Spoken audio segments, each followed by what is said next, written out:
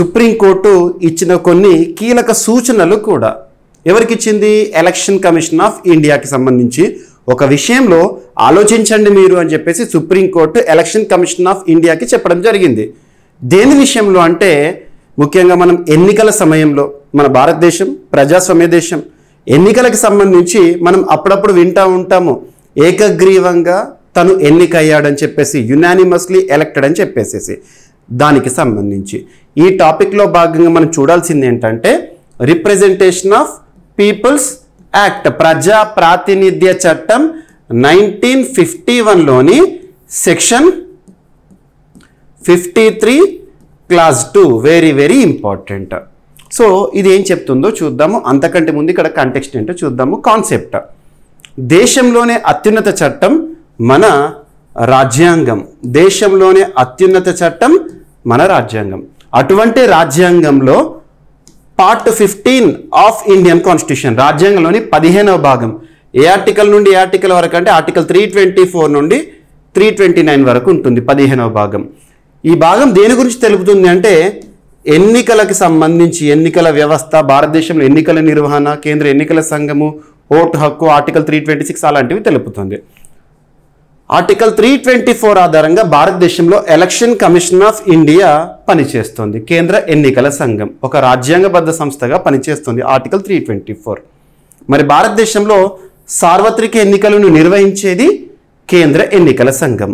కామన్గా మనము ప్రజాస్వామ్య దేశంలో, ప్రజాస్వామ్య దేశం అంటే ఎన్నికలే ఇంపార్టెంట్. అలా ఎన్నిక ద్వారా ఎన్నికైన ప్రభుత్వము మనల్ని పరిపాలిస్తుంది. ఇక్కడ అబ్జర్వ్ చేస్తే ఏకగ్రీవం అంటే ఏంటి? సింపుల్గా చెప్పాలంటే మన భారతదేశంలో పార్లమెంట్ అయితే లోక్సభకి సంబంధించి నియోజకవర్గాలు ఉంటాయి. లోక్సభకి సంబంధించి నియోజకవర్గాలు. అదే మన భారతదేశంలో సమాఖ్య లక్షణాలను చూస్తున్నాం, కానీ సమాఖ్య అనే పదం రాజ్యాంగంలో ఎక్కడ కూడా లేదు.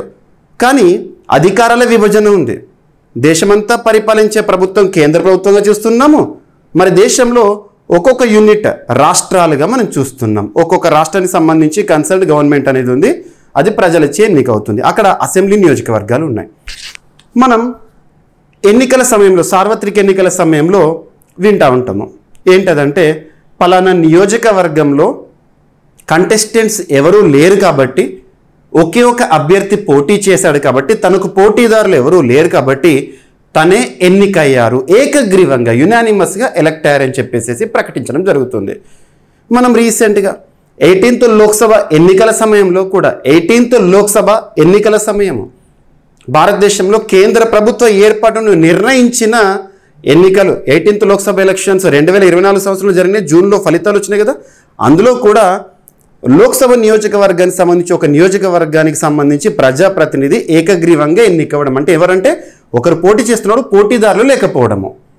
మరి ఎవరు ప్రకటిస్తారు?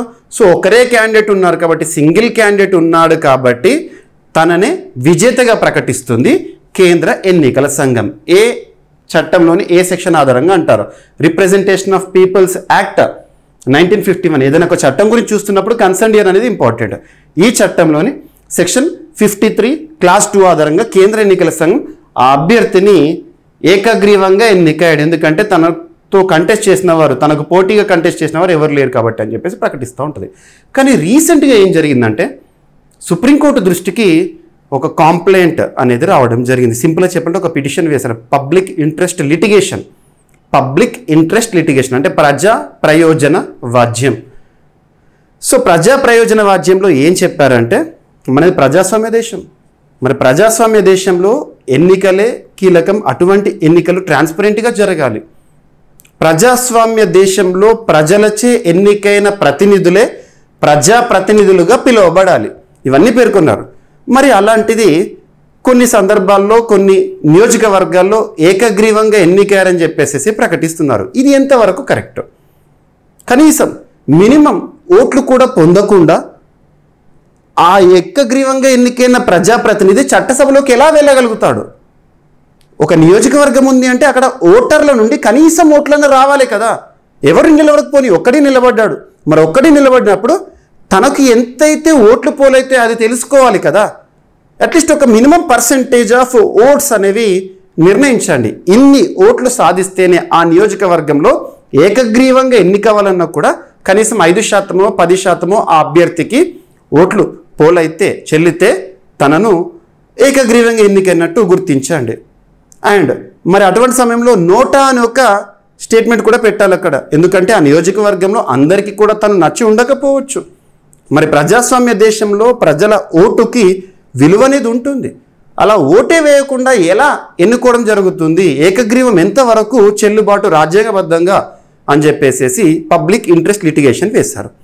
దీనిపైన విచారించిన సుప్రీంకోర్టు కేంద్ర ఎన్నికల సంఘాన్ని అడిగింది, ఇది కరెక్టే కదా, దీనికి సంబంధించి ఆలోచించండి.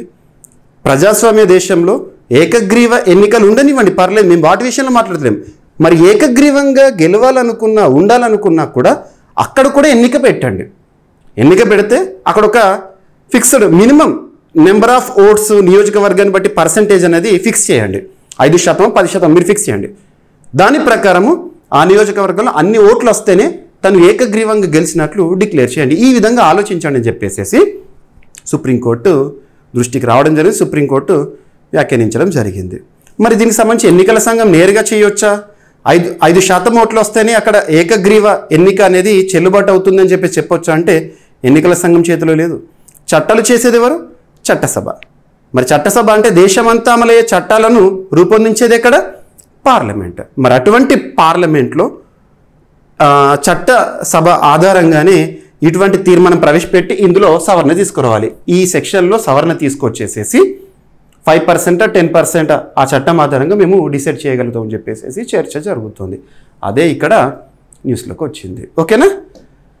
సో ఇక్కడ అబ్జర్వ్ చేస్తే కనీస ఓట్లు సాధిస్తేనే ఏకగ్రీవ ఎన్నిక అని చెప్పేసి సుప్రీంకోర్టు కీలక సూచన చేసింది. ఒకే అభ్యర్థి ఎన్నికల బరిలో ఉన్నప్పుడు ప్రత్యర్థులు లేకపోతే ఆ అభ్యర్థిని ఏకగ్రీవంగా గెలిచినట్లు ప్రకటించే ప్రస్తుత విధానం అనేది ఉంది. ఓకే, దీనిపై పబ్లిక్ ఇంట్రెస్ట్ లిటిగేషన్ అనేది కోర్టు దృష్టికి వచ్చింది. దానిపైన ధర్మాసనం విచారించింది. సో చెప్పడం జరిగింది, బరిలో ఒక అభ్యర్థి మాత్రమే మిగిలిన సందర్భాల్లో అతడు ఏకగ్రీవంగా గెలవాలంటే ఓటర్ల ఓట్లు కూడా పొందాలి, కనీస ఓట్ల శాతం నిర్ధారించాలని చెప్పేసి కోర్టు వ్యాఖ్య చేసింది. కనీసం 5% ఓట్లు కూడా పొందని అభ్యర్థికి పార్లమెంట్లో ప్రవేశం ఎందుకని ప్రశ్నించింది. ఓటర్లకు ఎంపిక చేసుకునే హక్కు ఉండాలి. ఒకే అభ్యర్థి ఉన్నప్పటికీ నోటా తరహా స్వేచ్ఛ అనేది అవసరము.